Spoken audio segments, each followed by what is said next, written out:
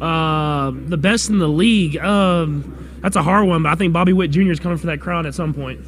Hey, Patrick, a couple quick questions for you. One about the ankle, of course. I know you're going to be fine. You're going to play, of course. But can you take us through what the rehab and recovery process will be this week? Yeah, it's very similar. I mean, you're in the treatment room as much as possible. You have to make sure you get your rehab in. You have to make sure you get the mobility right, everything like that. Luckily, you had an extra week, so that helps out a ton. But you still just try to get wherever you can to be close as you can to 100% by game day. And you've talked about that sort of fuel from the loss from 2 years ago. What about yourself have you learned? What have you changed in preparation over those 2 years to get to this point? Yeah, I think the best thing I've learned as a quarterback at the quarterback position is not trying to do too much. Just whenever stuff's not going your way, like the last game, the Bengals game, where I had that dumb fumble in the fourth quarter, just not letting those mistakes compound each other and just getting back to the game plan and whatever I can do to have a positive play and trusting in my teammates. That's something that I've learned over these last few years is that you can't do it all by yourself. It takes your teammates and the team around you. What do you think about your legacy? How do you compartmentalize not worrying about legacy and going out and winning this game? I'm still so early in my career. I mean, I feel like all I focus on is winning the day. How can I get better today to prepare myself for the end of the week and this game that we're playing in? And I've always thought if you go out there and handle business the right way and do what you do and you win football games, that stuff handles itself. And so I never really think about my legacy after football. That'll be something that I think about after I'm done playing.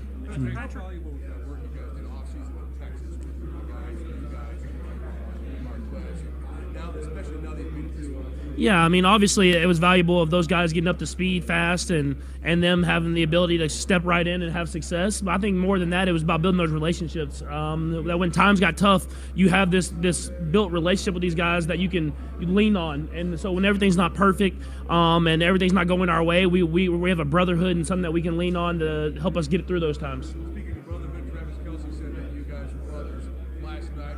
He and Jason. Are you close to Jason at all? Is there a relationship between you two guys? Yeah, I've got to hang out with Jason multiple times now just because, like you said, me and Travis are like brothers, and I feel like his family is like one of my second families. And so I'm always, after every game, it's either he's at my house or I'm at his house, and we bring both friend groups together. And I remember my wedding and like the bachelor party and then my wedding day to see Travis like with my friends, you would have thought they grew up together. That's just, it goes both ways. I mean, like we've kind of joined each other's friend groups and kind of become brothers throughout our relationship on the football field.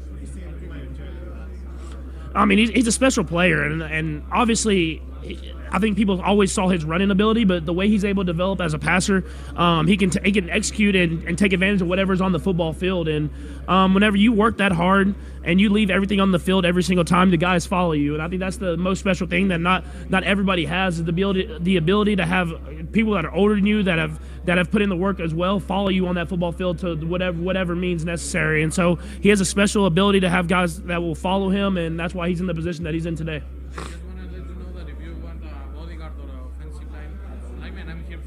Oh, yeah. I mean, we're playing a great defensive line, so we might need you back there, man. What's up, next go? Patrick, how does your family play a role on the field for you when you play? Yeah, I mean, I've been lucky enough to have a great support system around me my entire life. And obviously my family is the biggest part of that, and the way they supported me and following my dreams and not just being a baseball player, not just being a basketball player, but to follow your dreams, whatever that is. And so them telling me to be the best me that I can be no matter what it is, that's helped me be in the position I'm in today. How does your faith play a role on the field for you?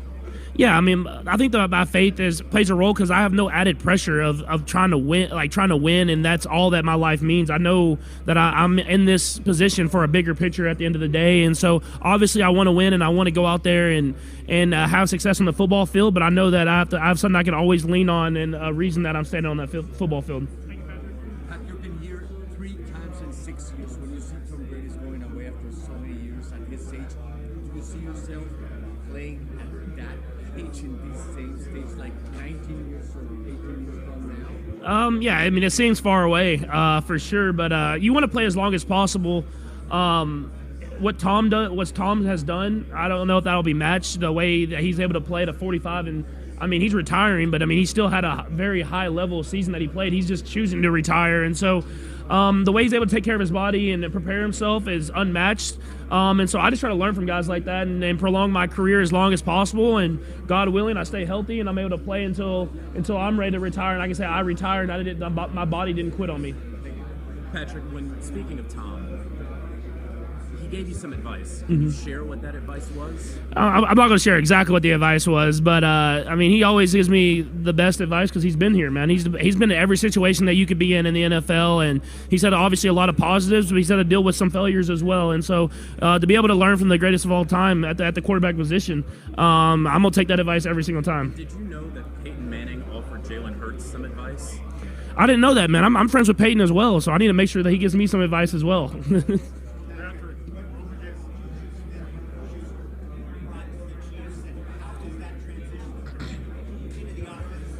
Yeah. I mean, obviously he's super talented and he's physically gifted. He's bigger than I think a lot of people understand, and how he's able to run routes with those physical routes in between.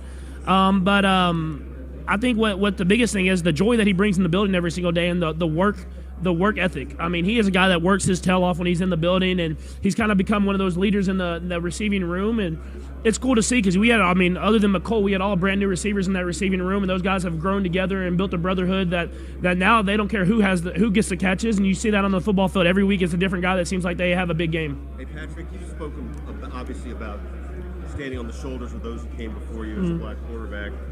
When you were recruited coming out of high school, did you have any sense that you were being pigeonholed? Even, I guess Texas recruited you as a defensive back. I don't know if it was for that reason, but did you have any sense of that? Yeah, I mean, I don't know if it was necessarily pigeonholed because of the race, but I mean, I just definitely I didn't have the normal quarterback background, or I played a lot of different sports. I started quarterback at a late time in my career. And so they didn't know exactly who I was at the quarterback position yet. And so I don't know if it was the race. I'm sure that could have played a part in it a little bit. But at the same time, I think it was just me growing up so differently than other guys, especially in the Texas high school football kind of mold. And you still think you could have been a DB if you had to? I don't think I could have been a DB because I don't like tackling people. So I would have been great at reading the quarterback's eyes and knowing the concepts. But I do not like tackling people. And even when I played DB, I had like 5 or 6 interceptions, but I had like 30 tackles in like an 11-game season. So I wasn't really filling the run gaps and everything like that.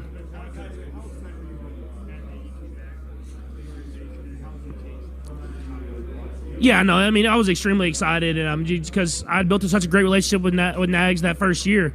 And so obviously I was happy for him that he was able to go to Chicago and have some success and then have some failures, and he learned from those things. And so it's cool when you get a different mind that's been outside the organization for a little bit in the coaching staff, because they have new ideas. And so we talk about stuff, and we have different concepts that we'll work into our game plan, because he's worked with them and had success with them, and then he's worked with some that haven't had success. So it's always great to get new coaches in the building, especially ones that you built relationships with.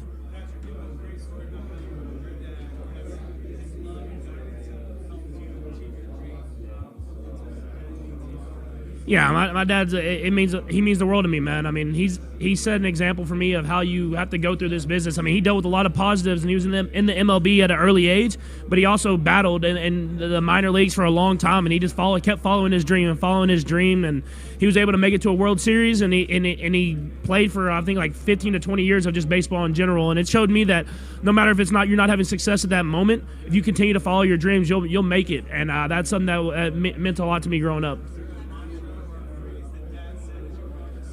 Oh, it's one that I think everybody says, but he still says it to me this day, and he says players make plays. And that's all he ever says to me is, at the end of the day, players make plays. Patrick, Tony Dungy was the first African American coach to coach in the Super Bowl. But I got a question for you.